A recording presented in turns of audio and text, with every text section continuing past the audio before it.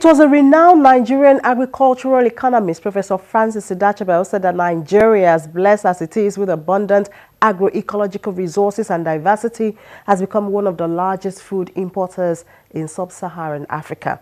His observation, unfortunately, is shared by the United Nations, and they blame the situation of insufficient food production on the country's rapid annual population growth rate, which is estimated at 2.8%, which is not matched with accelerated food production. And the result is why many international organizations, including the International Assessment of Agricultural Knowledge, Science and Technology, have tagged Nigeria a food deficient country.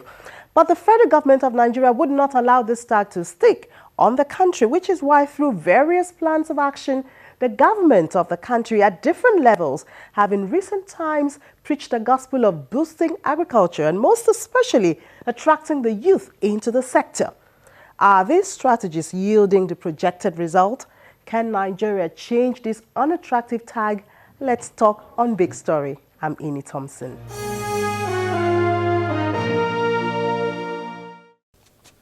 It's now a common saying that the advent of crude oil in Nigeria is the root cause of the country's insufficient food and consequently dependence on imported food, to which the federal government has accounted an annual loss of 1 trillion naira on the consumption of rice, wheat, sugar and fish. The contribution of agriculture to GDP during the 1976 to 80, for example, declined to 21.8% from over 50% during 1960 to 70 period.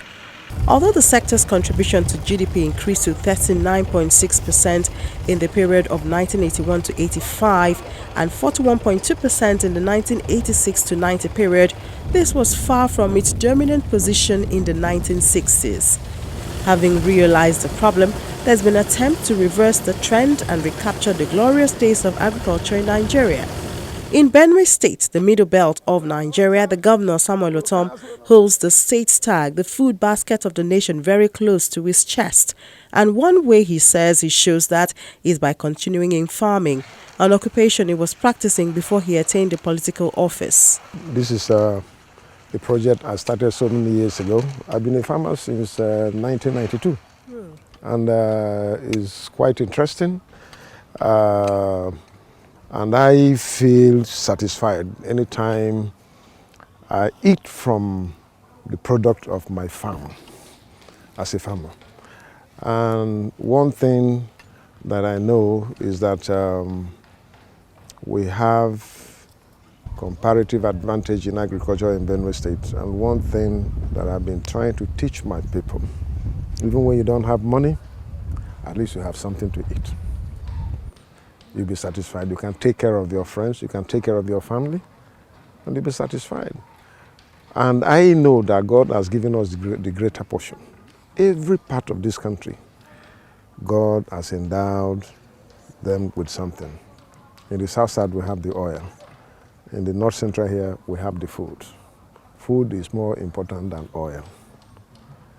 But I don't know what to say about what we Nigerians did to our economy. We abandoned agriculture. It was agriculture that sustained us right from independence before the discovery of oil. And I think it's not late, we can go back. So far, even as governor, I am quite contented with what I have in my farm. So this will augment my income, and I don't need to steal. I'm happy that the people themselves are catching up with this vision. One thing that I'm happy is that the people are getting more interested in going to agriculture. But if our governor is a farmer, why can't that be one? You know, so that alone has impacted on the psyche of the people. Okay, so since you have been in a governor and encouraging farming, what would you say has been your production rate so far? I mean, I know you do a lot of rice, a lot of yam, a lot of soya beans. What has been the benefit? Well, the benefit has been being a governor and a farmer. You have access to more expertise support from development partners. You have access to people who are willing to add value to the growth by ensuring that they bring their technical capacity to bear on what we're doing here. And the good thing is that this is being picked up by several of my staff who also are involved in farming activities today.